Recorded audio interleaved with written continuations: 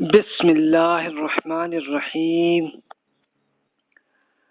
آج ہم نئے ایک کورس کی جو ہے وہ اسٹڈی کر رہے ہیں جس کا نام ہے مطالعہ فقہ۔ اب پہلا لیکچر تو ہوگا علم فقہ کا تعارف کیا ہے اور دینی احکامات میں ایک پریکٹیکل عمل جو ہوتا ہے یہی علم فقہ ہوتا ہے، جس کو آپ انگلش میں جورسپروڈنس کہہ لیں۔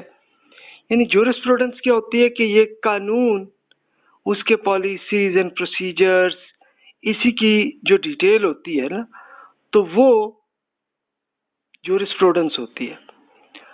تب ہوا یہ کہ اللہ تعالیٰ نے قرآن مجید میں اپنے احکامات دیے، رسول اللہ صلی اللہ علیہ وسلم نے کچھ احکامات دیے، تو اس پہ جب اس کو اپلائی کیا گیا تو اس سے علم فقہ جو ہے وہ ڈیولپ ہوا۔ تو اب اس کی بیسک انٹروڈکشن، یہ پہلا لیکچر ہے میرا۔